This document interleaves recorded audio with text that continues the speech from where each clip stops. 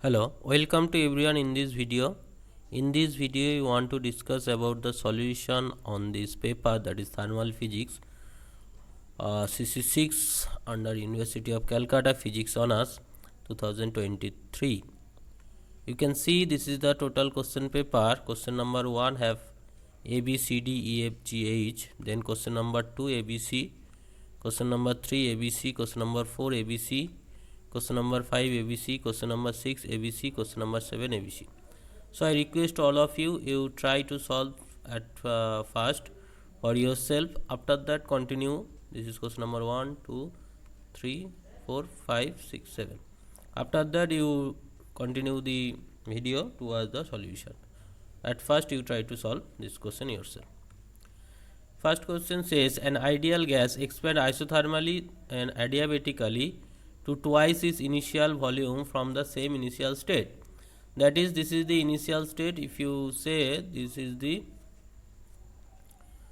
is nothing but the initial state. This is initial state, and these two are the final state. This is final volume, right? This is initial volume.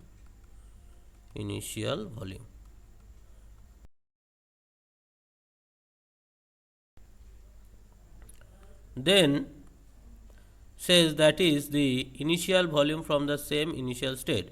So final volume is the twice of initial volume. In which case does gas get more work done? Explain with the help of indicator diagram. This is the indicator diagram. You can see in this indicator diagram, area under the curve for the isothermal case is more than that of the adiabatic case.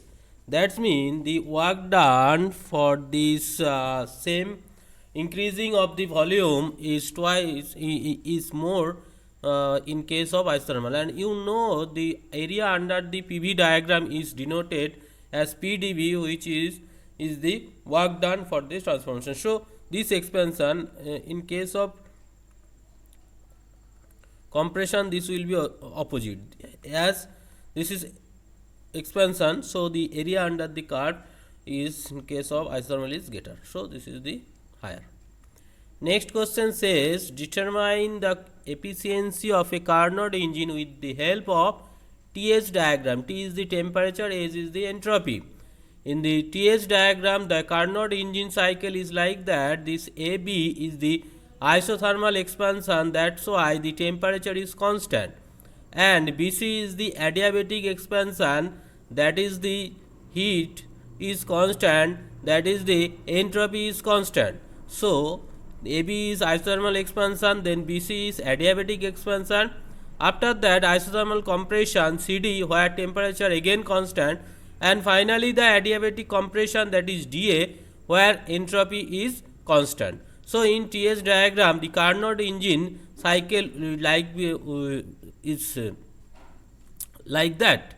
So here you can see the heat enter into the system. In this case, that is the isothermal expansion, that is Q1 equal to T1 delta S, because there is no heat change in these two cases, that is BC and AD. Only heat change, that is AB and CD. Here AB is key charge heat enter, and in case of CD the heat reject. So heat enter is T1 into delta S. Delta is the change in entropy, and heat reject is T2 delta S. So the efficiency of the Carnot engine is Q1 minus Q2 by Q1. If you put this value of Q1 Q2, you will easily find out the expression for the efficiency of a Carnot engine from the TS diagram. Next question says under what condition equilibrium of a system is determined by the minimum of Gibbs free energy. You know the Gibbs free energy is G equals to U minus Ts plus PV, where U is the internal energy, T is the temperature, S is the entropy, P is the pressure, V is the volume, and G is the Gibbs free energy. So if you taking the derivative, dG is equal to du minus TdS minus S dt, and so that, so the double derivative is like that. So if you take du plus PdV, which is TdS, so these two are cancelled out, finally you will be obtained dG equals to this one. So for in case of isothermal expansion, dt equals to 0, So in isobaric transformation dg equals to 0. So minimum Gibbs energy is obtained at isobaric in case of isothermal expansion. You can see this is the condition for a system determining a minimum in Gibbs energy. This condition is this. This is the for isothermal isobaric process. This is the minimum value. Next question, one cylinder contain helium gas, another contain krypton gas at the same temperature. Draw their relative velocity distribution in the same diagram. The velocity distribution as by Maxwell velocity distribution will be like that. This is the Maxwell velocity distribution. You know the most probable velocity expression is root under 2 RT by m. So if you increase the mass number m, then the maximum most probable velocity will be reduced. As the krypton mass number is greater than that of helium, so its maximum most probable velocity is reduced. But total number of molecules is same, hence this peak is reduced. That's why this height will be increased, because total number of molecules are the constant present in the container will be constant. That's why the peak height is increased when is reduced to lower most probable velocity value. That's why this is the graph for krypton and this is the graph for helium. Kr is the krypton, here H is the helium. Next question, considering dV by V an exact differential, so that this will be like that, where K, T and beta is the isothermal compressibility and the coefficient of volume expansion respectively. The isothermal compressibility defined as that Kt is equals to minus 1 by V del P at constant T, and the coefficient of volume expansion beta is equals to 1 by V del T at constant P. If we consider that V is equals to V which is a function of pressure and temperature, take the total derivative dV is equals to del V del P at constant T dP plus del V del T at constant P dt. Hence dV by V, if you divided by V, will be obtained this expression, and you can easily find out this is minus actually this is Kt, right? This is Kt, no minus here. Okay, so this is Kt dP and this is beta dt. So minus Kt dP equals to like that. If it is an exact differentiable, so this will be 0 actually. So minus equal to like that. So from here you will be obtain this relation very easily. Next question, calculate the ratio of RMS velocity of hydrogen and oxygen at 0 degree centigrade. RMS velocity expression is equals to root under 3 RT by m. For hydrogen this mass is 2, for oxygen this mass is 32 and temperature is 0 degree centigrade converted into Kelvin to 273 Kelvin. So if you compare or ratio of these two RMS velocity in case of hydrogen and in case of oxygen, you will be obtain these two expression, and you can see this cancel out, only find out this 2 and 32 which is 16, that is 4:1. So this will be the required ratio. Next question say, what fraction of gas molecule will have free path lying between lambda and 2 lambda, where lambda is the mean free path.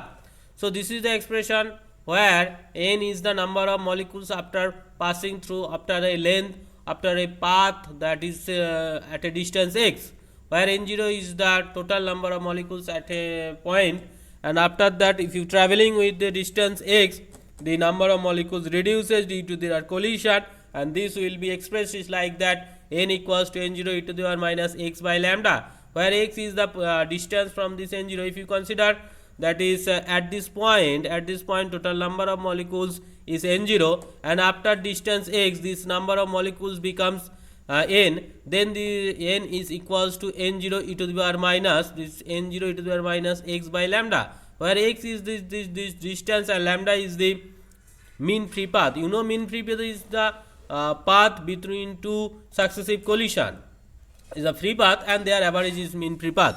So if you put this value at x equals to lambda, the number of molecules n1 will be like that, n0 to the power minus 1, and if you put x equals to 2 lambda, then the number of molecules will be like that. So there are difference between these two paths, that is lambda to 2 lambda. If you consider this distance, along that distance, if there is x equals to lambda and this is x equals to 2 lambda. So between in this region what number of molecules are there can be find out, their separation will be like that, and the fraction will be 0.232, just value of you know 2.73 putting, you will be obtain this fraction of amount of molecules lying between lambda to 2 lambda. So if you find this expression will be like that. If you go to the next question, write down the condition for the thermodynamic process to be reversible. The substance undergoing a reversible change must at all instant be in thermodynamic equilibrium with its surrounding. So in reversible process, this process will be thermodynamic equilibrium with the surroundings. Then all the process taking place in the cyclic operation must be internally slow. A complete absence of frictional force, should not be any loss of energy. So these are the condition for process will be reversible process. Reversible means if you opposite to the cause, the effect will be also opposite, and this will hold if we satisfy this condition, right?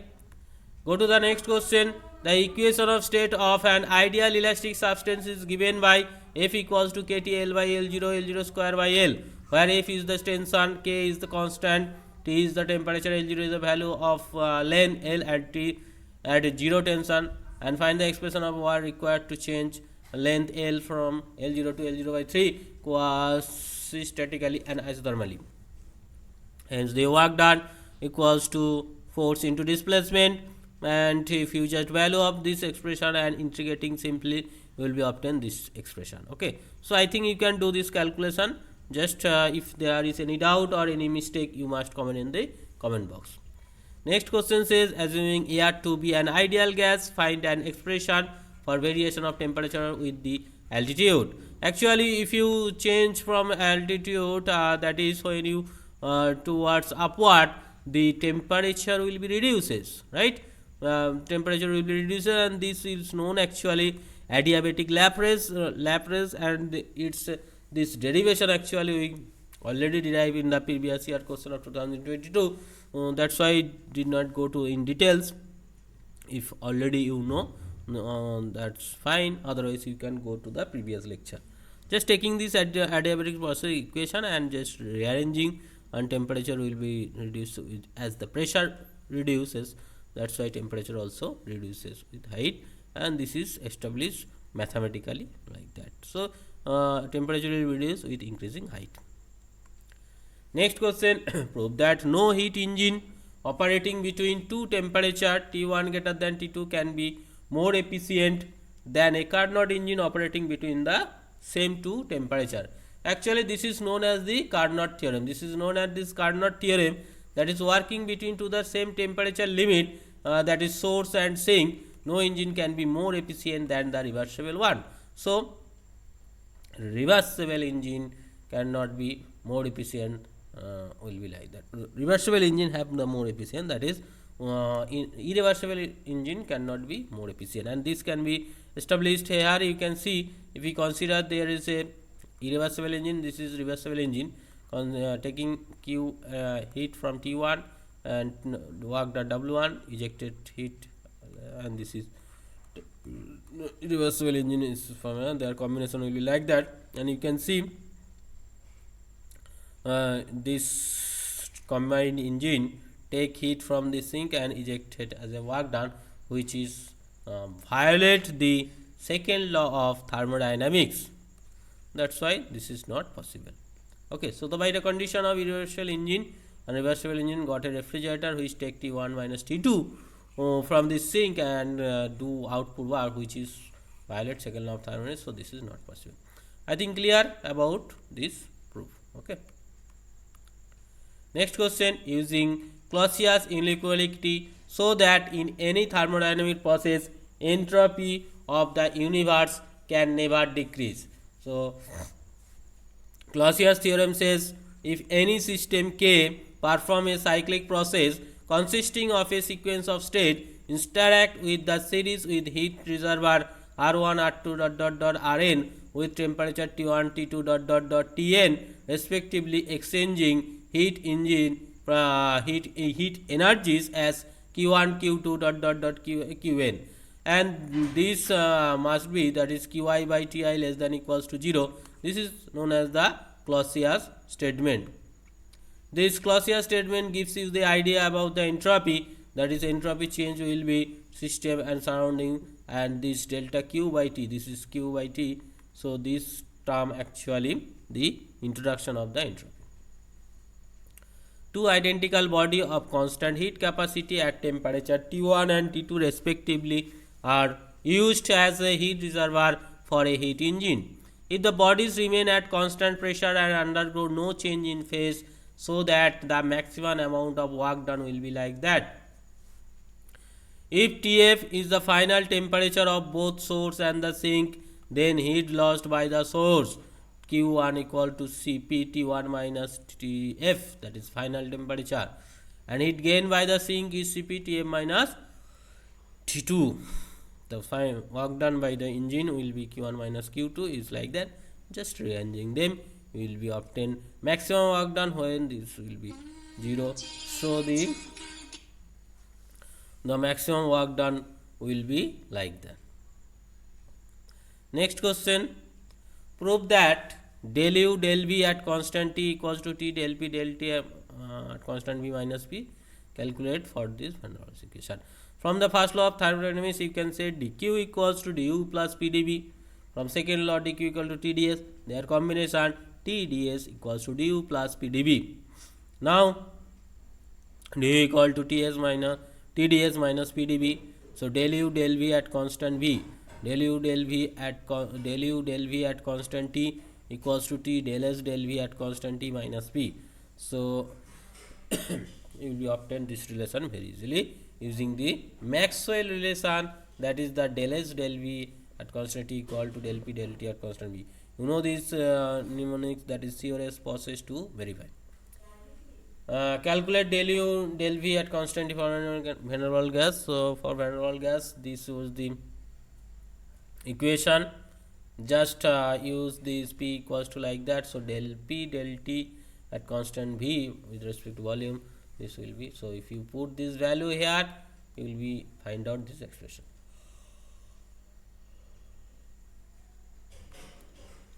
Next question, prove that Cp minus Cv equals to T del P del T at constant V del V del T at constant V. So that for water at 4 degrees centigrade, Cp is equals to Cv.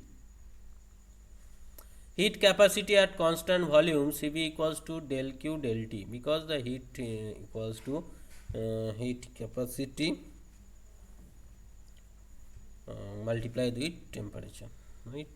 So dq equal to tds, so you will be obtain T del S del T at constant V. Similarly for specific heat at constant pressure will be T del S del T at constant P. Now if you consider entropy, which is function of temperature and volume, ds equals to like that. So del S del T at constant P equals to divided by T at constant pressure. So you will be obtain this expression. So T del S is like that, and this is nothing but Cp, this is nothing but Cv. Okay. And if you apply the Maxwell relation from del S del V equals to like that, will you obtain this equation. Okay. So you know, in case of water with increasing temperature for 4 degree, this is volume decreases and then increases. So at that point the density maximum, volume minimum, and that point del V del T 0, because at maxima or minima first derivative is 0. So this is 0 means Cp is equals to Cv at this temperature. Next question, derive the expression for the change in temperature of paramagnetic substance undergoing cooling process by adiabatic demagnetization. If you process in adiabatic demagnetization, the temperature of this material will be reduces as the you know the S,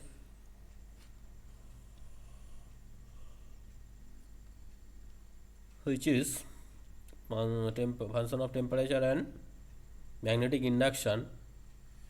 So ds equals to del S del T at constant V, and like that. So T ds is like that, multiply with this T. So this is nothing but Cb. Just like Cp and Cb, this is nothing but Cb. And this is the Maxwell relation in magnetic material magnetic field, that is del S del V at constant B, T equal to del M del T at constant B. So using these two relation, you just obtain this one, and you can say in case of adiabatic process this will be 0. In case of adiabatic process TdS is 0. So this dt less than 0.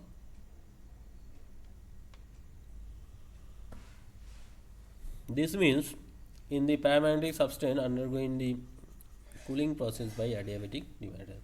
If we apply adiabatic demagnetization, the material will be cooled. Next, prove the relation TdS equals to CBdt plus T del P del T at constant volume dV, and E equals to del F by T del 1 by T. So S is equals to, if we consider S is a function of temperature and volume, so ds can be written as like that. So TdS equals to this one, and this is nothing but Cv, and this one. So this is proved here using this Maxwell relation. And F, which is Helmholtz free energy, is T minus U minus T S, and S is like that.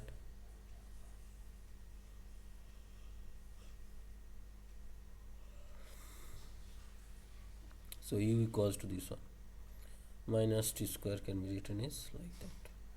So this is the proof of this question. Next question: what are characteristics of first order transition? Sorry. In first order transition, there are change in entropy and volume. And next, the first order derivative of Gibbs function change discontinuous. Derivation of Clausius-Claperoyn equation is like that. That is, the Gibbs function remain constant during first order phase transition. So for a change of phase at temperature T and pressure P, is Gibbs energy is the same. And if you change from temperature T to T plus dt and pressure from P to P plus dP, then the Gibbs energy also change, Gi to Gi plus dGi and dF to Gf to Gf plus dGf. So hence Gi is Gs same, so this will be equal. So if you put this value of G in the terms of temperature and pressure, will be like that. G, I are not written here. Okay. So if we consider this,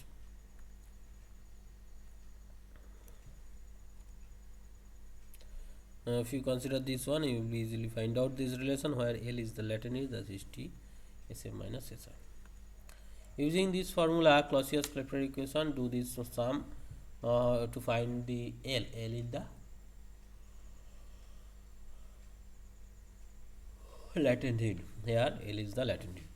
So all this value given here, you can see that is T is 100 degree centigrade converted into Kelvin, and volume will be like that. Initial volume is 1 cc because this density equals to mass per volume, hence volume equals to mass per density. Here mass is 1 gram and density in CGS unit is 1 also. So this will be value. Putting this value will be obtained this L equals to 2.296 10 to the 3 joule per gram. The probability of a gas molecule having velocity lying between u and u plus du in a given direction is like that. F of u du equals to e to the power minus b, so like that. Using this above derived Maxwell speed distribution, this is so only for one direction u. If we consider another direction v and omega or w equals to like that, and if you consider in 3-dimensional space product, there will be obtained this one. So number of gas molecule having speed c to c plus dc in spherical symmetry, you can see dnc equals to rho 4 pi c square dc. Putting this value of rho, you will be obtain this expression. That is the Maxwell speed distribution formula. Next, calculating the value of u square, average value of u square. So this is the general formula to find out average of any quantity is like that. u square f of u du, and this is the f of u du. So put this value of f of u is just obtained here. It's like that. This is the f of u. Where is the f of u? This is the f of u. Okay. So putting this value of f of u, you just obtain this value here. You can see, use this gamma function formula, that is 0 to infinity to the minus b x square x to the n dx equals to gamma n plus 1 by 2 to b to the power n plus 1 by 2. So it's like that.